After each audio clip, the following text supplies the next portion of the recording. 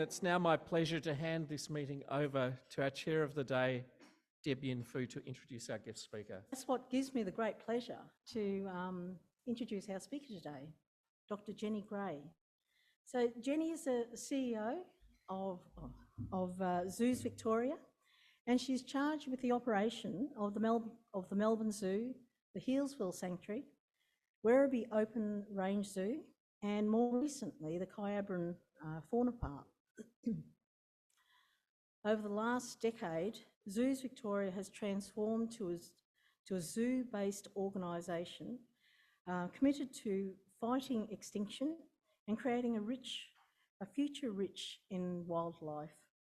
Working closely with 27 critically endangered species and engaging with over 2.6 million visitors and 350,000 members, Zoos Victoria is testing models of optimism and bravery to address threats to species survival and enhancing care of wildlife.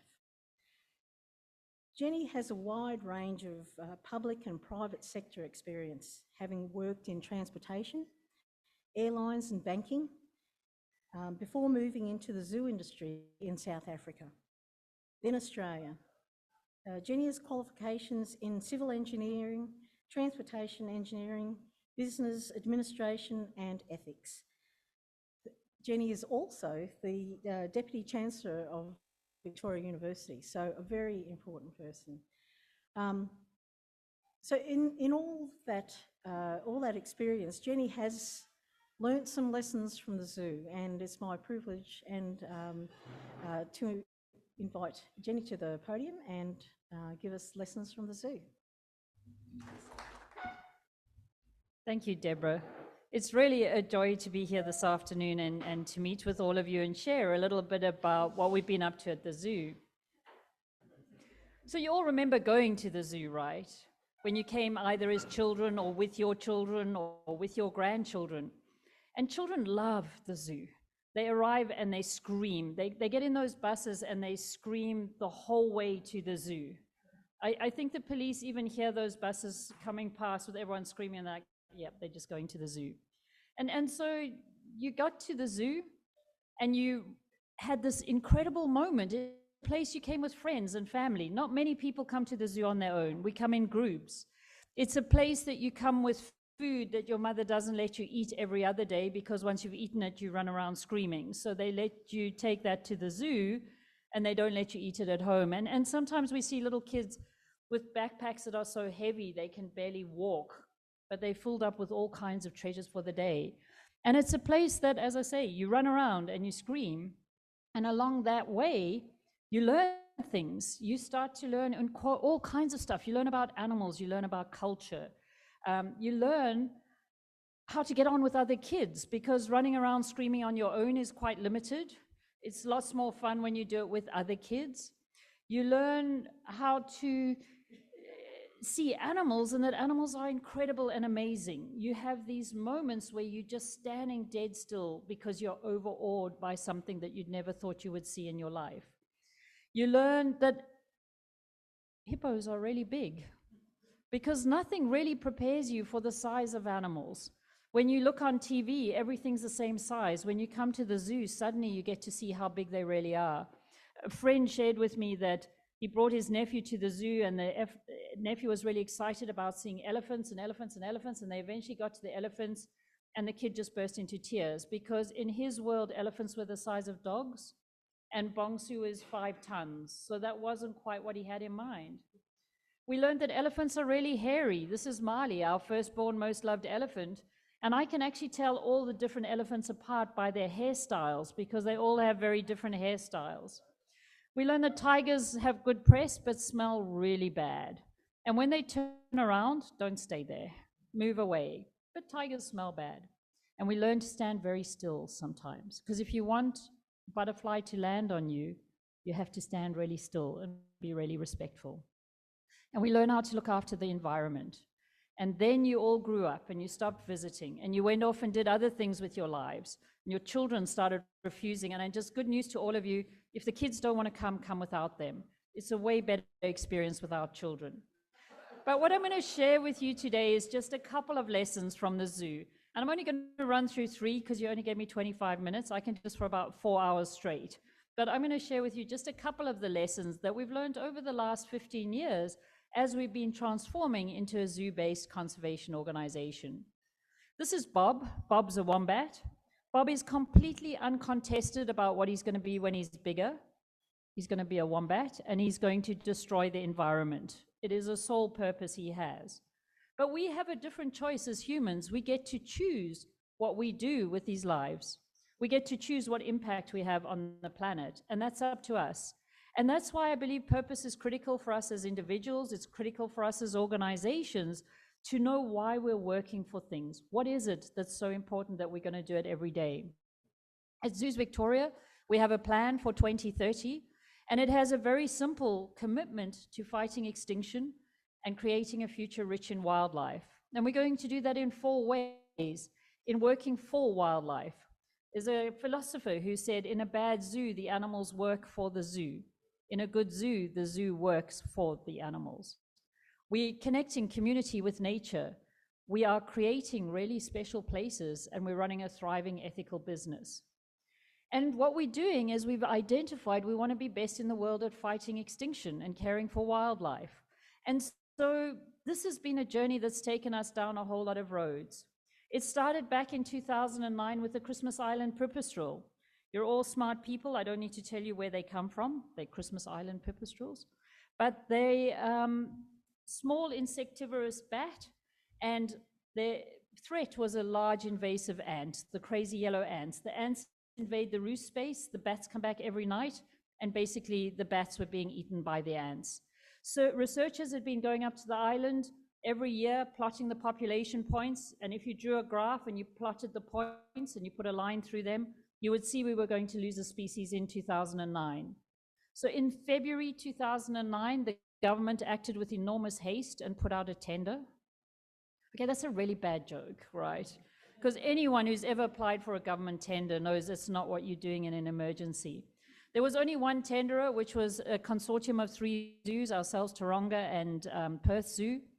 We negotiated the terms of what we would do and who would pay for what, and we eventually put a team on the ground in August 2009. And what we did, we took the lead on the bats. We put recording devices, 500 across the known territory, and we recorded 1 bat. For 6 days, we recorded 1 bat, and we stayed another 5 weeks and we never recorded another bat. We literally arrived in time to record extinction. And because our staff was sort of thinking forward, they took a recording of the last bat on the last night, and I carry it around with me in my phone. And this is what it sounds like. Oh, you can't hear.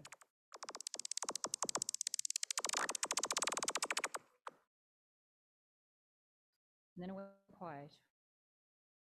And that really feels terrible, doesn't it? To listen to an extinction event, to know that it was happening on our watch. And for this changed us as Zoos Victoria, because we decided we would never arrive too late again. We wouldn't be an organization that waits for someone else to ring the bell, that waits for someone else to tell us that animals are in trouble, that we're going to get ahead of that. And so our board was very brave at that time, and they made the commitment that no Victorian terrestrial vertebrates will go extinct on our watch. Victorian because we're Zoos Victorian. Terrestrial, we're the zoo. We like fish, but we're not having a lot of expertise there. We do like invertebrates, insects and animals like that. We just didn't know, and we still don't know, how many we lose every day. And so we couldn't make this promise about the invertebrates. I say this often, but it's quite a tongue twister. One of my staff said no extraterrestrial. So if you find one, call us, because I am saving any extraterrestrial species we find. And so this commitment drives us. This is our fighting extinction commitment. And it's led us to work with 27 critically endangered species. With all of them, we run programs of research where we know more about them. We've been running breeding programs where most of them are now breeding, and we're releasing them back in the wild. And we're engaging with our community so that we don't do this on our own, that we help people make better decisions, because when 4 million people in Victoria make good decisions, it makes a difference for wildlife. When we take bad decisions, it makes a difference for wildlife as well.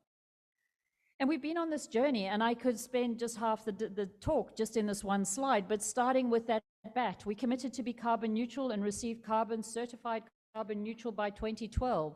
I'm astounded at organizations saying we're going to be carbon neutral by 2030. Why? Do it now. And actually why it's worth doing now is when you're buying offsets, suddenly your CFO has an interest in you being more sustainable. When you don't do that, no one has interest in investing in sustainable technology. So we've been on that journey, and we've reduced our carbon emissions by over 75% while we've been on this journey. We've had plans, we've done all kinds of really cool things on this journey. And the success came through in November 2021, where the eastern barred bandicoot that was originally listed as extinct in the wild in Victoria, presumed extinct, we were able to downlist that so that it's now only endangered. We have a population of over 1,500 individuals in 3 separate locations. We've brought a species back from extinct in the wild.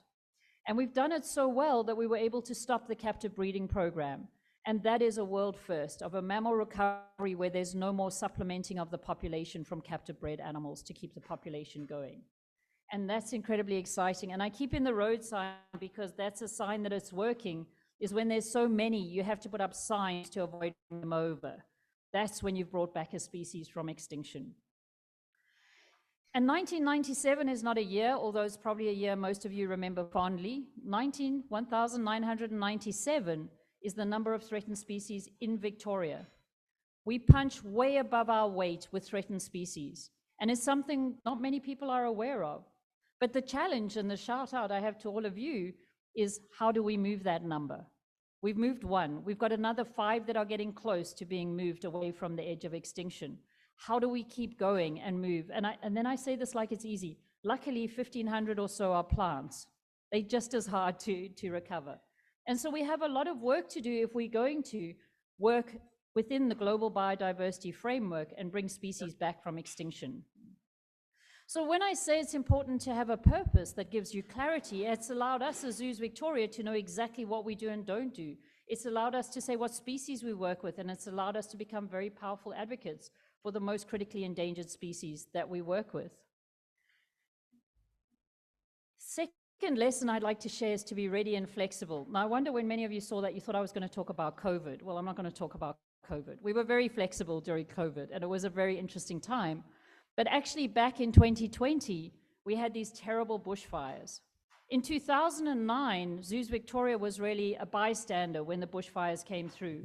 We treated a few animals, we helped out where we could. So in a way, a parallel of what we were doing in conservation, where we helped a little, we transformed into an organization that leaned in on conservation. We did the same when it came to the fires this year. For the first time ever, we deployed staff right to the front line. Our staff were flown in Army helicopters to be there treating animals right on the front line.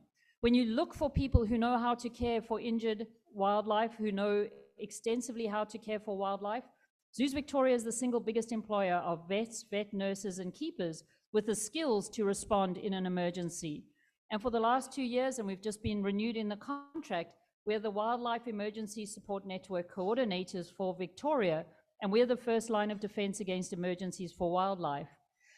We did something I've never seen anywhere else in the world. We extracted the bristlebirds ahead of the fire front. So as the fire front was approaching, an endangered population of eastern bristlebirds was caught between the fires and the coast. In a coordinated effort amongst many, many different partners, and we were just one of them, the birds were extracted. And I love this picture of the big helicopter. There's a tiny crate within there. That's the birds. And we flew out 15 eastern bristlebirds. We held them at Melbourne Zoo for a month. Once the fire was under control and the danger had passed, we were able to take them straight back out to the wild. So a real evacuation like we would have done with humans. We also were able to bring animals back and keep them in our hospitals to bring them back to health. And then because of COVID, we kept them a bit longer than normal. And we learned an enormous amount about some of the more deep-seated injuries that they actually experience in a time of fire. And we were able to take our expertise on helping threatened species and apply it in an area in New South Wales where the mountain pygmy possum food was devastated. And we were able to support that through our food. And then in another first that I've never heard of, when fires came onto French Island, an area we'd been releasing eastern barred bandicoots, the amazing people at Parks Victoria put a cordon around the eastern barred bandicoot and protected it the same way that we would human life and property. That's us moving forward as a community, understanding that protecting animals is also important. And we've also changed the way we work as Zoos Victoria now that we understand there's going to be more frequent and more dangerous weather events. Before 2020, we had our 3 veterinary hospitals. We've now been working with the RSPCA to expand the veterinary hospital network right across Victoria. We've been training GP vets in how to deal with wildlife cases, and we've been expanding the knowledge and equipment at all of our hospitals to deal with emergency wildlife. We've also strengthened our climate change position. Our board, we took them a very neutral climate change position. They sent us back. And so at Zoos Victoria, we believe that climate change is the single biggest threat to wildlife. And if we're committed to stopping extinction of wildlife, we have to be committed to working with everyone on how we address the changing climate and how we're prepared for extreme weather events that are coming. And then finally, we have to let others help us. And we learned this so well during these fires. The outpouring and the reach from community was absolutely incredible. We had little children save up their pocket money. They did bake sales, they washed cars. They brought the money in cash. Nobody trusted electronic transfers then. They brought the cash to the zoo. And the extremes in which we were dealing with people, we had one day where a family of 3 children pooled their pocket money and gave us $7.50. And at the same time, we opened a check in our offices for $250,000 from one individual. Everybody cared. A little boy called Oscar, he was 5, he came in and gave us all his money. He cleaned out the piggy bank, he cleaned out his bank account, and he brought us all his money, $70. James Packer gave us a very nice donation. I was tempted to phone and say, but Oscar gave us everything. And so we were just overcome, and the responsibility that comes with these stories, with these donations, has just been incredible. And so as we go forward, what we all do know, if you care deeply about the other creatures that share this planet, we have to be ready and flexible, and we must be ready to act. And we have to move quickly, because opportunities come and go literally in a day when we have to be ready and able to respond. And then my final lesson for you this afternoon is this, just the joy of not being a wombat, is you get to choose the person you want to be. The little boy in the middle's name's Isaac. When Isaac was 5, he went to Canberra Zoo and heard about tigers and what was happening with tigers. On the way home, he got really quiet. And his parents said, Isaac, what's going on? And he said, it's not right. We should do something. He was 5. And so what he decided after talking to our staff was that for his birthday, he would no longer get toys. He would ask everyone to give him money, and he would donate the money to saving animals. And so for his 6th birthday, he supported the Guardian Dog program. For his 7th birthday, he supported frogs, and he's carried on. He's about 14 now. Every birthday, he shows up and supports a different species that he cares greatly about. And if it was just one kid, we'd all be really sad, but it's not. This little girl's name's Danny. She was 7 when she came in to see me. She was lying about it, though. She was actually only 6. She didn't have front teeth at that stage. And Danny, in a whisper, told me she suffered from extreme anxiety and shyness, and her mother had helped her to understand that she didn't need to worry about everything. She could be a warrior for wildlife. And in a tiny whisper said, just because I'm small and little, there's others that are smaller and littler than me, and I can help them. And so she spoke at the school assembly. She went to see business owners in the area they lived, and she raised $1,500 and brought it to the zoo for mountain pygmy possums. And that's quite a touching story until you realize that her parents were New Zealanders, and this was the beginning of COVID. They both got laid off, and they couldn't get any support from our government, so they had to sell up their house and go back to New Zealand. The last thing they did was bring Danny to the zoo to make a donation of cash for us to save mountain pygmy possums.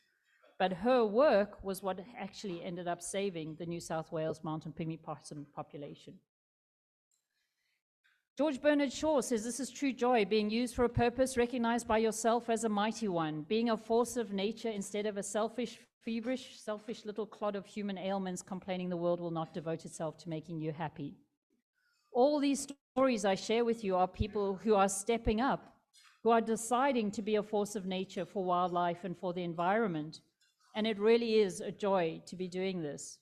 And so this is the choice we each get to make, is what is the impact we make on others? What is the impact we make on our environment? Which species will you help us save? At Zoos Victoria, we know what our purpose is. We're a zoo-based conservation organization. More and more, when I introduce myself, I say I run a large conservation organization saving 27 critically endangered species. I work with 800 staff and 850 volunteers to achieve this purpose. And eventually someone will say, that's incredible. What is this organization? Have I ever heard of it? And I say, yes, we are zoos. We get to choose the people we want to be. It's on who we mix with. It's the work we do, like you guys do at Rotary. You're an incredible organization of people who care and make a difference in the world. We get to choose what we read and what we listen to and how we walk on this planet. So after all this is said and done, I've shared with you my lessons from the zoo. And my final message would just be this: run around and scream more. Life's supposed to be fun. Thank you very much.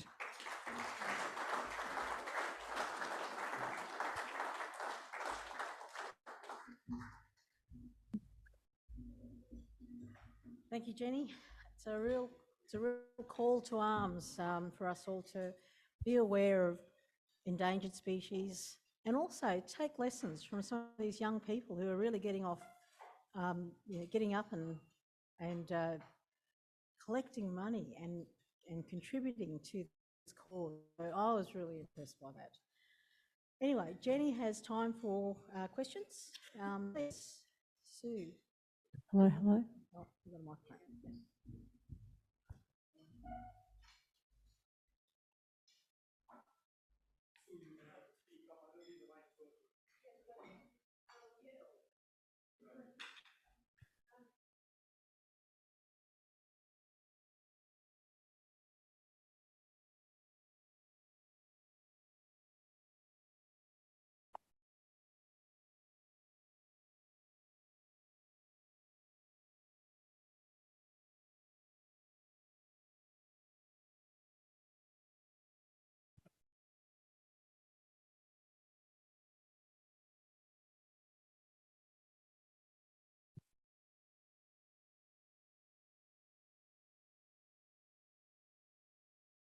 And why they're in the system and what role they play.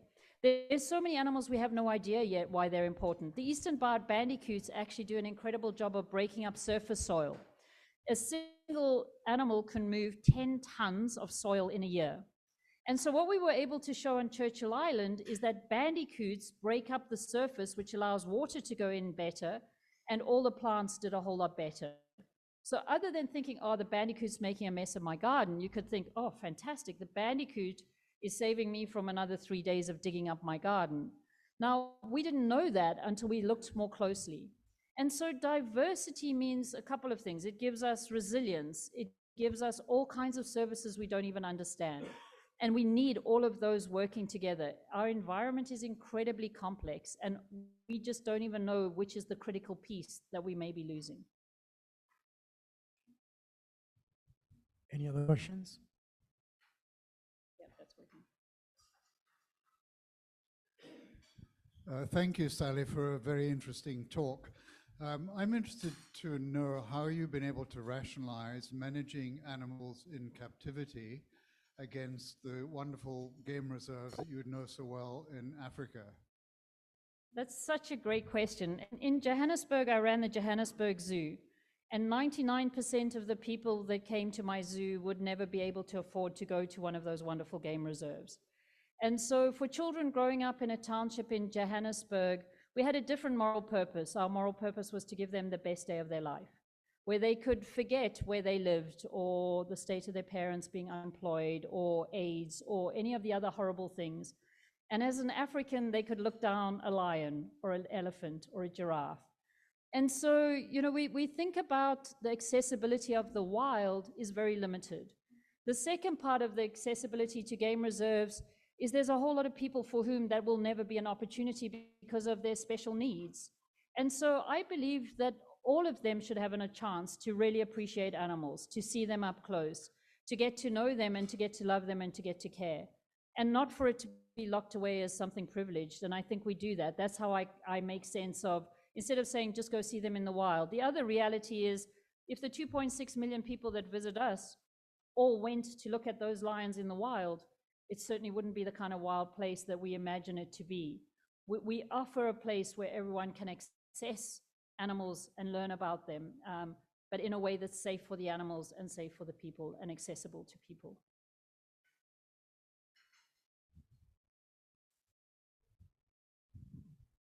What is your favorite animal and why? So my favorite animal is a human called Richard. But I'm assuming you know one more about him. I'm very partial to wombats at the moment. Wombats are incredibly solid creatures. They're bigger than most people expect. When they're little, they have 3 behaviors. If they're awake and stressed, they hiccup. And so they'll sit with you and just hiccup. If they're not stressed, they'll fall asleep, so then they sleep. And if they're awake and not stressed, they run around in circles. Like, we could all learn to be more like a wombat, I think. But yeah, and the one other little known fact about wombats is they really like sunsets. And so you'll often see they'll head to a high point and look out over a sunset. And so good designers now design zoo enclosures where wombats can get up and watch the sunset. And then my other current mission is, I've seen zoos all around the world that have kangaroos, and they have them in these dusty paddocks. But we all know that kangaroos love golf courses. So I would like to see a lot more golf course design in zoos for kangaroos. Peter Rogers is my name.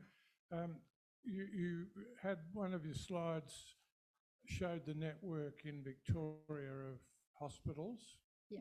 And I just wondered if you could just tell us a little bit about career opportunities for students wanting to get into your industry, and is it expanding, and what's a career like? Like, does somebody start off being a veterinarian with dogs and cats and then evolve into this? Gosh, that's a lot of questions all in one, Peter. But so the path for vets is they tend to become wildlife vets fairly early on in their careers, and zoo vets is highly contested. We employ around about 12 vets at the moment out of all the vets that would be employed in Victoria. So it's quite highly contested to get into being a zoo vet, and they literally travel all around the world. We're working with a lot of GP vets now, upskilling them in wildlife, but they tend to, because they tend to be private practices or working within a model like a private practice, once you're committed and bought the equipment, they tend to stay in that practice model. In terms of everyone else who wants to work in the zoo, it's really hard to get in. I was just sharing with the table, we're running an internship program at the moment. We have 3 interns that we're looking to secure from young graduates, where they'll go out with our staff doing a lot of field work to supplement their university qualification. And for 3 roles, we had 280 applicants, all of which are amazing. So it's very highly contested. We get a lot of applicants for every vacancy. What your career is like, if you're lucky enough to land one of these jobs, you'll spend the next 20 years picking up animal droppings. It's great. But along the way, you'll also get to know a lot of animals. You'll get to do incredible things. So it's still highly sought after as a career. And certainly we didn't see a great resignation after COVID, and we are still seeing full employment. We're oversubscribed for every role. We don't have any shortage of staff at the moment. But a lot of it is because we're moral purpose driven. A lot of young graduates these days are wanting to work somewhere where they can make a difference. They're wanting to know what an organization stands for. And so we're still getting exceptionally talented. It breaks my heart a little for some parents who pay for PhDs and we have you out back shoveling elephant dropping for the next 5 years, but they do a great job of it. Jenny, Bernie McIntosh, assuming you manage the 4 best zoos in the world, which is the 5th, and why would it be the 5th? The story I told you earlier, is that what you prompted me for? No. What's the next best? Because I was telling Bernie that we actually run 5 zoos. People just don't know. The 5th one is the Children's Hospital, where the meerkat enclosure is. We had to get a zoo license. Of international zoos, there's one we work very closely with, Cheyenne Mountain Zoo in Colorado, really good. A number of the American zoos are very good, but very different because of their winters. And so European zoos and American zoos, because of their Northern Hemisphere winter, have very different kinds of facilities to what we're able to get away with. Singapore Zoo is magnificent. They have the kind of money that I can't even dream of. So they've done incredible stuff in Singapore. The Zurich Zoo is one of the best ones. So there's a lot of really good. The colleagues in Sydney, Taronga Conservation Society and Taronga and Western Plains, fantastic organizations. And then the zoo with the most heart in the world, I would say, is Wellington Zoo. They just got their heart on their shoulder. They're all about conservation and all about animal welfare. So there's lots of great colleagues, and it's a very collaborative world in zoos. We tend to work together. No one can hold a herd of elephants. So the male that we have now is out of Western Plains. We all move animals. We all collaborate on conservation projects. It's a very good community. I'm Charles Chin. I was wondering if the international collaboration or exchange of animals is a good idea, apart from this being used as a diplomatic tool. For example, pandas from China, and now a few countries now are returning them. Yeah, so if you track the history of zoos and you went right back to the beginning of time, they were very much colonial and very power-dominated structures. There was a lot of exchange of gifts. A lot of zoos started because country leaders were exchanging gifts of animals, and now you've got tigers and you're going to have to do something with them. The Chinese panda program has been hugely successful in raising funds for panda conservation. Very expensive. I think you have to pay $1 million a year to have the pandas, and if they have offspring, you pay for those as well. But it's for some zoos, it's been a really good thing to do. We had pandas here in 1986, I think, last. But so it happens. Most of the big good zoos in the world, we don't buy and sell animals. All our animals are on our books at a $1 asset value.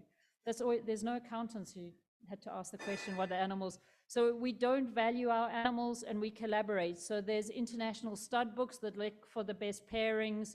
We move animals where they can have the best lives. And we tend to collaborate more than buy and sell animals or move them. Every now and then now there's some diplomatic, but not very many.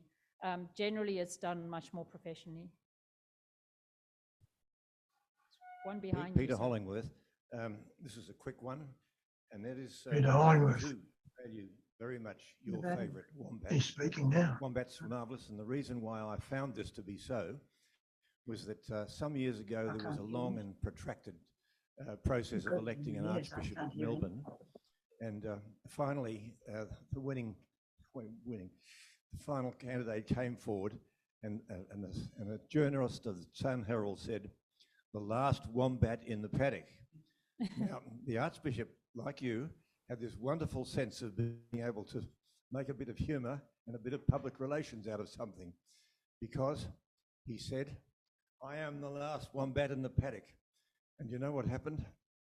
Every time you went to Bishop's Court, there were more and more wombats, stuffed ones, arriving all over the floors. And I think that, in fact, he did a great job in promoting what was up till then a fairly kind of despised species, perhaps. But there you go, little things like that, with a bit of humour in them, as you've done today, which is just marvellous. There's another one for you, Kit Bag. Thank you. Thank you.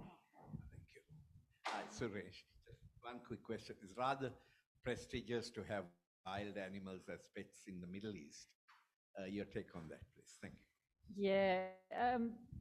I don't know if you all heard the idea of having wild animals as pets, particularly in the Middle East. That's a big deal. It's something I'm going to say somewhat obviously, don't think that unqualified people should be looking after animals that need special care.